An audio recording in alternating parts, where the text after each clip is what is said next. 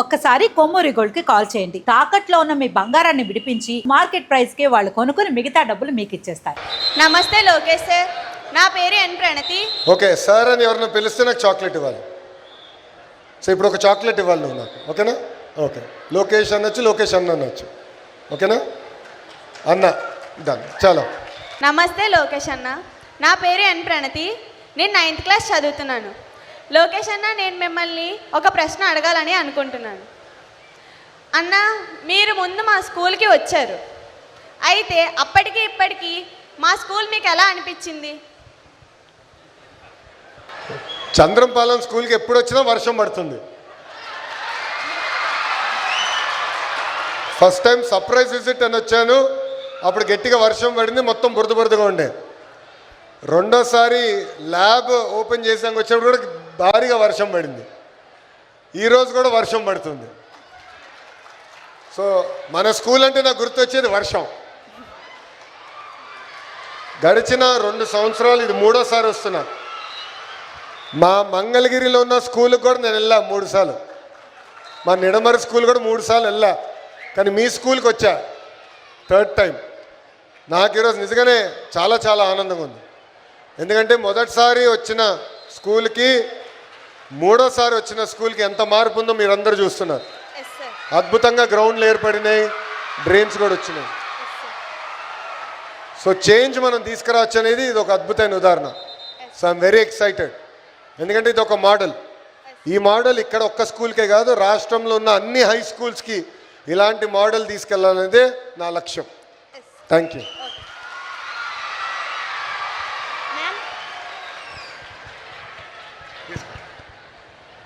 నా పేరు రోషిక్, నేను 7వ తరగతి చదువుతున్నాను. నీలిమా మ్యామ్, మీకు ఒక ప్రశ్న అడగబోతున్నాను. మీ నాన్న పెద్ద ఇండస్ట్రియలిస్ట్ కదా, మీ నాన్న నుంచి మీరేం నేర్చుకున్నారు?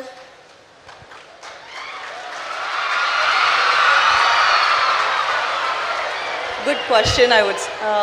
మా నాన్నగారి దగ్గర నుంచి నేను నేర్చుకుంది కష్టపడటం. ఎవరైనా సరే కష్టపడాలి, తెలివి ఉన్నా తెలివి లేకపోయినా కష్టపడితేనే పైకి వస్తారు అని. ఇంకొక క్వశ్చన్, మీరు పెద్ద ఇండస్ట్రీ నడుపుతున్నారు కదా, దాంట్లో మీకు అతిపెద్ద సమస్య ఏమొచ్చింది, దాన్ని మీరు ఎలా పరిష్కరించారు?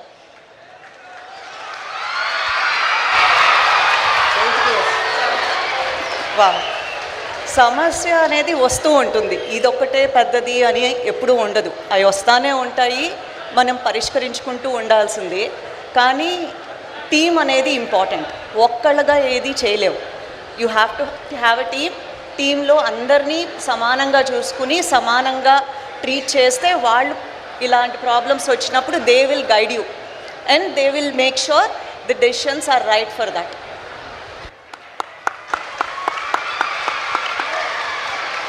నమస్తే లోకేష్ అన్న, నేను 9వ తరగతి చదువుతున్నాను. లోకేష్ అన్న, మీకు ఏ ఆటలు అంటే ఇష్టం? మీరు ఇంకా ఆడుతున్నారా ఆటలు? ప్రతి భారతీయుడిలాగా నాకు కూడా క్రికెట్ అంటే బాగా ఇష్టం. ఎవ్రీ సండే మా ఇంట్లో ఒక రౌడీ ఉన్నాడు. ఆ రౌడీ మా అబ్బాయి దేవాంశ్. వాడితే ఎవ్రీ సండే క్రికెట్ ఆడతా. సో వారానికి ఒక 2-3 అవర్సే నేను ఆడేది. దానికన్నా ఎక్కువ టైం ముఖ్యమంత్రి గారు మాకు ఇవ్వట్లేదమ్మా. స్కూల్స్ ఎలా ఉన్నాయి, చదువు ఎట్లా చెప్తున్నారు, బిల్డింగ్స్ ఎప్పుడు ఇంప్రూవ్ చేస్తారు, ఇన్ఫ్రాస్ట్రక్చర్ ఎంత మెరుగుపరుచుతారు, దానిపైన మమ్మల్ని తోముతూ ఉంటారు. మాకు ఛాన్స్ ఇస్తే కొంచెం పడుకోవాలనుకుంటాం మంత్రులు, అంత తోమేస్తారు ముఖ్యమంత్రి గారు. బహుశా మీ టీచర్లు చాలా బెటర్, మిమ్మల్ని అంత తోమరు. మా టీచర్ మటుకు 2 పీకుతూ ఉంటారు. ఇంకో క్వశ్చన్ అన్న, మీకే అమ్మాయిలకు ఆడుకునే అవకాశాలు తక్కువ, ఇంకా కెరీర్లో ఎంచుకునే అవకాశాలు కూడా తక్కువ, అందులో మీ అభిప్రాయం ఏంటి? మీరు అనిన విషయం చెప్పింది వాస్తవం. మహిళలు ప్రత్యేకంగా స్పోర్ట్స్లోకి వస్తాం అనేది చాలా తేలికైన పని కాదు. నేను ఇంకొక ఉదాహరణ ఇస్తా. శ్రీచరణి ఉంది, మన ఉమెన్స్ క్రికెట్ టీంలో స్పిన్నర్, అద్భుతమైన బౌలర్. శ్రీ కడప జిల్లా నుంచి వచ్చింది. సో వరల్డ్ కప్ గెలిచిన తర్వాత శ్రీని నేను కలిసా. అప్పుడు శ్రీని అడిగా, ఏంటమ్మా ఇక్కడ ఇట్లా మీ ఇంట్లో ఒప్పుకున్నారా ఇమీడియట్గా క్రికెట్ ఆడాలంటే అని. వాళ్ళ నాన్న ఒప్పుకోలే, అస్సలు ఒప్పుకోలే. అప్పుడు శ్రీ గొడవ పెట్టుకుంది, నన్ను ఆడనిస్తేనే 10th క్లాస్ ఎగ్జామ్ రాస్తాను, లేదంటే నేను రాయను అని. సో చివరికి తల్లిదండ్రులు ఇంకా ఆమె 10th క్లాస్ ఎక్కడ ఎగ్జామ్ రాయేదో భయపడి ఏకంగా ఆమెకి అవకాశం ఇస్తాం జరిగింది. So it is not easy for women in sports. అందుకే మేము కూడా ఆలోచించేది షీ ప్లేస్ అని ఒక ప్రోగ్రామ్ తీసుకొస్తున్నాము. సో స్కూల్లో నుంచి మీరు చూస్తే ఇప్పుడు కొత్త ఇన్ఫ్రాస్ట్రక్చర్ ఇస్తున్నాం, ఇన్ఫ్రాస్ట్రక్చర్ వస్తుంది, కావాల్సిన ఎక్విప్మెంట్ అందజేస్తున్నాం. ఇక్కడనే కాదు, ప్రైమరీ స్కూల్స్ కూడా. సో కొంతమంది ఆర్చరీ, కొంతమంది వాలీబాల్, కొంతమంది ఖోఖో, కొంతమంది క్రికెట్, కొంతమంది బాస్కెట్బాల్, కొంతమంది ఫుట్బాల్. సో వాళ్ళకి కావాల్సిన విధంగా ఇన్ఫ్రాస్ట్రక్చర్ ఇచ్చి ఎక్కువ అవకాశాలు కల్పించాలనేది మా లక్ష్యం. ఈరోజు మీ ఫ్రెండ్స్ని కలిసా, ఇద్దరు అమరావతి కప్కి ఫైనల్స్కి వెళ్ళారు, నెక్స్ట్ తిరుపతికి వెళ్తున్నారు ఆడడానికి. సో ఇన్ బాస్కెట్బాల్ ఇద్దరిని కలిసా. So they are going. So అట్లా అవకాశాలు ఎక్కువ కల్పించాలి. సో అప్పుడే మహిళల్ని ఎక్కువ స్పోర్ట్స్ వైపు కూడా చూసాక అవకాశం ఉంటుంది. Thank you. యాక్చువల్లీ ఒక చిన్న మాట, నేను విద్యాశాఖ మంత్రి అయిన తర్వాత ఒక పక్కన గంటా శ్రీనివాస్ గారు, ఇంకో పక్కన నారాయణ గారు, ఇద్దరు నాకు ఒక మంచి సూచన ఇచ్చారు. అదేంటంటే ఇప్పుడు హై స్కూల్లో మనకి సబ్జెక్ట్ టీచర్స్ ఉంటారమ్మా, కానీ మనకి ప్రైమరీ స్కూల్స్ ఉంటాయి. కరెక్ట్, 1st క్లాస్ నుంచి 5th క్లాస్ వరకు ప్రైమరీ స్కూల్స్ ఉంటాయి. ప్రైమరీ స్కూల్స్లో ఏమవుతాయంటే తక్కువ పిల్లలు ఉన్నారని ఒకే టీచర్ ఉంటారు, 1st to 5th single teacher. అంటే ఒకే క్లాస్ రూమ్లో ఒక్కొక్క సైడ్లో కూర్చోబెడతారు. మీరు అప్పుడు నాకు చెప్పింది ఏంటంటే 1 class 1 టీచర్. సో 1st ఒక టీచర్, 2nd ఒక టీచర్, 3rd ఒక టీచర్, 4th ఒక టీచర్, 5th ఒక టీచర్. సో 1 class 1 టీచర్ తీసుకురండి, ఆటోమేటిక్గా క్వాలిటీ ఆఫ్ ఎడ్యుకేషన్ ఇంప్రూవ్ అవుతుందని ఆనాడు ఆయన సజెషన్ ఇచ్చారు. దాంతో ఏమైందంటే 3% స్కూల్స్ని 1 class 1 టీచర్ని ఇప్పుడు 33% తీసుకెళ్ళాం. సుమారుగా 10,000 పాఠశాలలో 1 class 1 టీచర్ వచ్చింది. అందరి ముందర చెప్పేదానికి ఇబ్బంది పడుతున్నారు, కానీ హౌస్లో బాగా గుచ్చి మమ్మల్ని ప్రశ్న అడుగుతారు. అది గుర్తుందా, మీరు చెప్పారు 1 class 1 టీచర్ ఎవరికి? లోకేష్ అన్న, మీకే క్వశ్చన్. చిన్నప్పుడు మీకు తక్కువ మార్కులు వస్తే మీ నాన్నగారు ఏం చేసేవారు?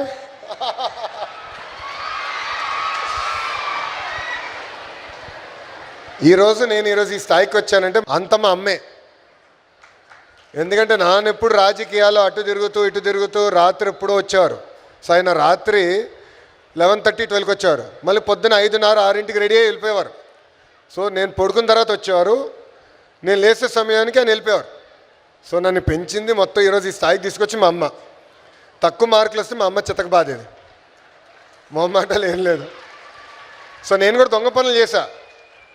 ఒకసారి రిపోర్ట్ కార్డు పైన మా అమ్మ సంతకం పెట్టేదానికి ట్రై చేశా, దొరికిపోయా. ఇంకా 2 గట్టిగా ఇచ్చింది. సో అమ్మ ఏం చేసినా ప్రేమ కోసమే కదా, మన మంచి కోసమే కదా.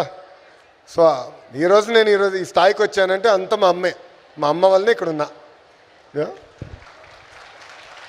లోకేష్ అన్న, ఈ క్వశ్చన్ నీకు.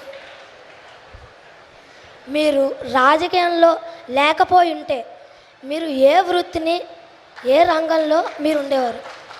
మీరు ఏది ఎంచుకునేవారు? అసలు ఆ ఆలోచన నాకు రాలేదు నాన్న.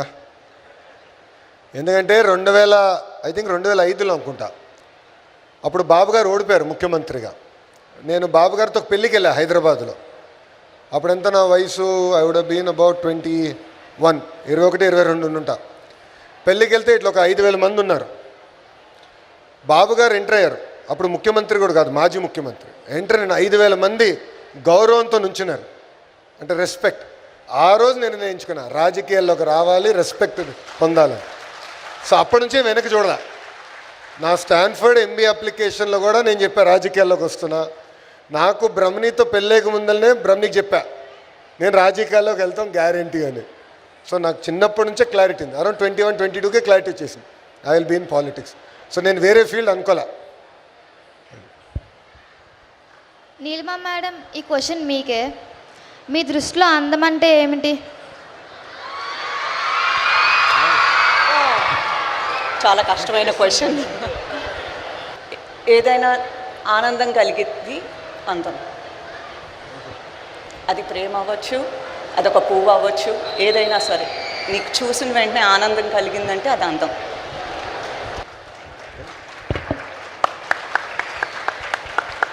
లోకేష్ అన్న, మళ్ళీ మీకే క్వశ్చన్. మీరు మీ తల్లిదండ్రుల నుండి ఏం నేర్చుకున్నారు? డిసిప్లిన్. సో పొద్దున్న 5 లేయాలి, ఎక్సర్సైజ్ చేయాలి, స్కూల్కి వెళ్ళాలి, మళ్ళీ టైంకి ఇంటికి రావాలి, మళ్ళీ స్పోర్ట్స్ ఉంటుంది, దాని తర్వాత మళ్ళీ ట్యూషన్ కానీ అన్నీ.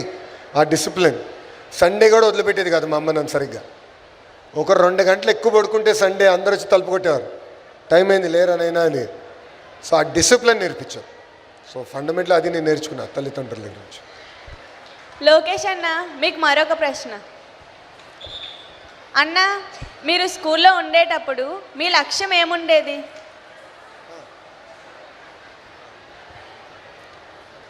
మీలాగా చదివేటప్పుడు నాకు 2 ఆలోచనలు ఉండేది.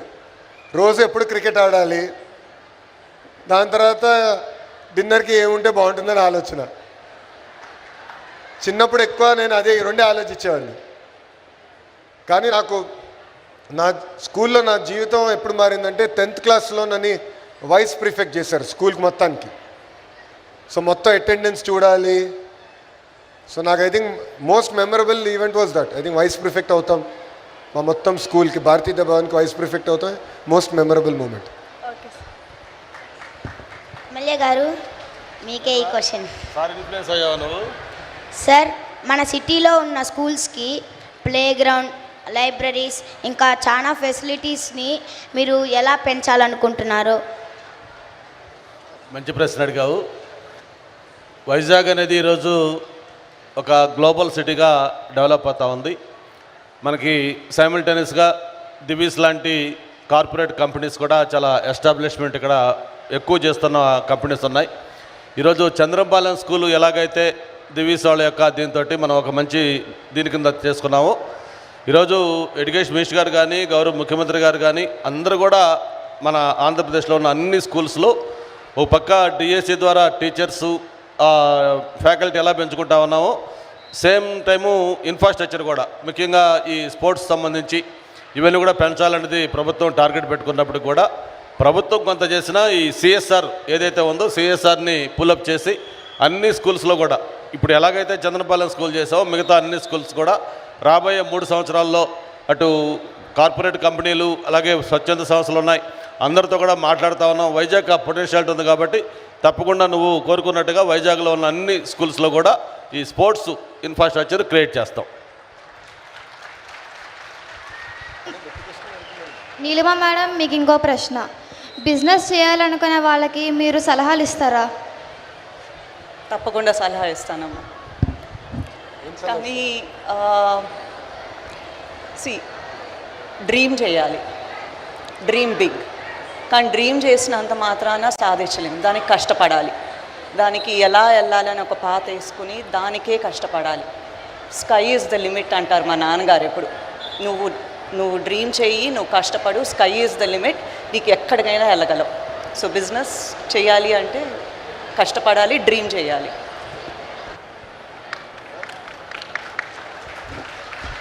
ఇక్కడ ఉందా పిల్లలు అడుగుతున్నా, విల్ యూ డ్రీమ్ బిగ్? కలలు కంటారా? సాధించేవరకు వదిలిపెట్టరు కదా. Thank you. లోకేష్ అన్న, మీకు మరొక ప్రశ్న. 10th రిజల్ట్స్ వచ్చినప్పుడు మీరు ఒక యాడ్ చేశారు కదా, అది మేము అందరం చూసాం. మీకు ఎందుకు అలా చేయాలని ఆలోచన వచ్చింది? అంటే నేను శాసనసభలో చాలా స్పష్టంగా చెప్పా. ఒకరోజు ప్రభుత్వ పాఠశాలలు ప్రైవేట్ పాఠశాలలు కానీ అద్భుతంగా పాఠాలు చెప్తాయి, మన పిల్లల ఫోటోలు ఫ్రంట్ పేజ్లో వచ్చే రోజు త్వరలో ఉంటుందని చెప్పా. అది నేను హామీ ఇచ్చిన తర్వాత మొన్న రిజల్ట్స్ చూసా. మీ సీనియర్స్ అందరూ అద్భుతంగా చదివారు. ఓవరాల్ పాస్ పర్సంటేజ్ కూడా అద్భుతంగా ఇంప్రూవ్ అయింది. ప్రత్యేకంగా ఏంటంటమ్మా, ప్రభుత్వ పాఠశాలలకి వచ్చిన పిల్లలు ఏంటంటే చాలా నిరుపేద కుటుంబాల నుంచి వస్తారు. ఇంట్లో కూడా తల్లిదండ్రులు కూడా చాలామంది 8వ తరగతి కానీ 10th వరకే చదివిన వారు ఉంటారు. సో ఇంట్లో కూడా ఆశించినంత సపోర్ట్ ఉండదు. సో వాళ్ళంత కష్టపడి పిల్లలు అంత బాగా చదివి అంత మంచి మార్కులు వచ్చినప్పుడు ఆ పిల్లల్ని గుర్తించాలి, పిల్లలు ఇంకా ఉన్న టీచర్ని కూడా గుర్తించాలని లక్ష్యంతో యాడ్ ఇస్తాం జరిగింది.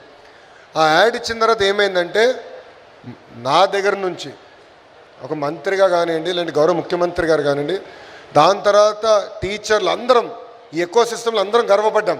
Yes, first time in Andhra history ప్రభుత్వ పాఠశాల చదివిన పిల్లలు వాళ్ళ ఫోటోలు ఫ్రంట్ పేజ్లో వచ్చినాయి.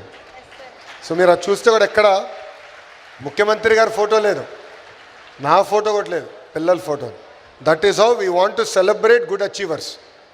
అది ఎక్కువ చేస్తేనే ప్రజలు కానీ ప్రభుత్వ పాఠశాలల వైపు చూసి వాళ్ళ పిల్లల్ని పంపిస్తూ మొదలు పెడతారమ్మా. అది నా ఆలోచన. లోకేష్ అన్న, మీకు ఇంకో ప్రశ్న. మీరు దేవుణ్ణి నమ్ముతారా? మీకు ఇష్టమైన దేవుడు ఎవరు?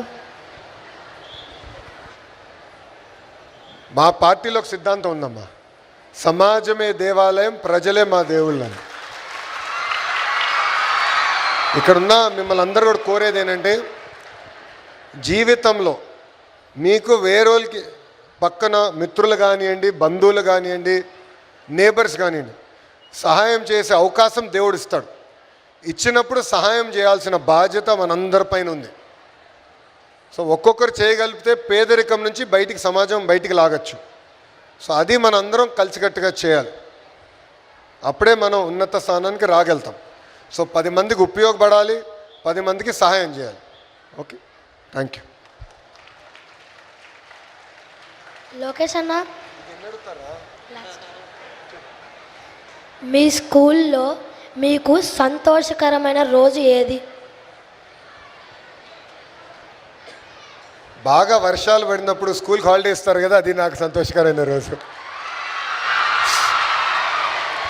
ఎందుకంటే నేను వెళ్ళిన స్కూల్కి ఇంత అద్భుతమైన ప్లే గ్రౌండ్ లేదు స్వామి. ఇప్పుడు మీకు వచ్చిన ప్లే గ్రౌండ్, ఇంత అద్భుతమైన ఇన్ఫ్రాస్ట్రక్చర్ నేను వెళ్ళిన స్కూల్లో ఈ రోజు కూడా లేదు, ఇప్పటికీ లేదు. ఈవెన్ టుడే ఇంత ఇన్ఫ్రాస్ట్రక్చర్ లేదు. సో మాకు గట్టిగా వర్షం పడితే మొత్తం బురద అయిపోతుంది, మనకి ఎట్లయితే అయ్యేదో. సో మేము అందరం అనుకున్నాను, బాగా వర్షం పడితే చూశాను, మెసేజ్ వస్తుందా రాదా, మెసేజ్ వస్తుందా రాదా, ఈరోజు స్కూల్ హాలిడే అని. So that was my happiest day.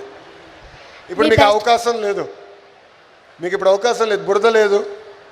So ఎంత వర్షం పడినా అద్భుతమైన డ్రైన్లు కట్టేసాం. సో కంపల్సరీ ఇప్పుడు స్కూల్ రావాల్సిందే మీరు. మీ బెస్ట్ ఫ్రెండ్ ఎవరు?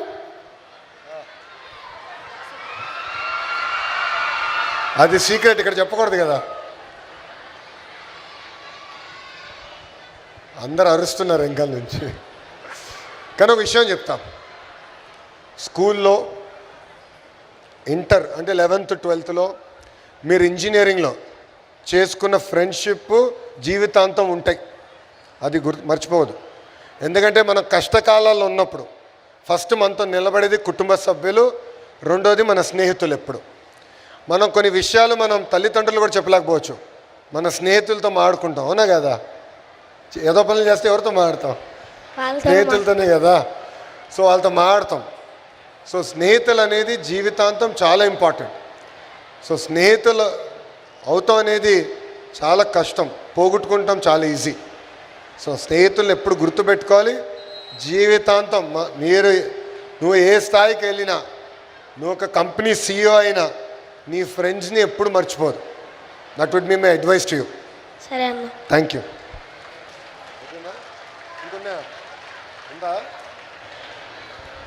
నేను ఇప్పుడు అడగచ్చా ప్రశ్నలు? ఓకే, అందరూ చేతులు రెడీగా పెట్టుకోండి. నేను అడిగిన ప్రశ్నకి అవునన్నవారు చేతులు పైకెత్తండి. ఓకే, ఇక్కడ ఎంతమంది డాక్టర్లు అవ్వాలనుకుంటున్నారు? చేతులు పైకెత్తండి. Okay, thank you. చేతుల కింద పెట్టండి అన్న. ఎంతమంది ఇంజనీర్లు అవ్వాలనుకుంటున్నారు? చేతులు పైకెత్తండి. Interesting, thank you. ఇక్కడ ఎంతమంది లాయర్స్ అవ్వాలనుకుంటున్నారు? చేతుల పైకెత్తండి.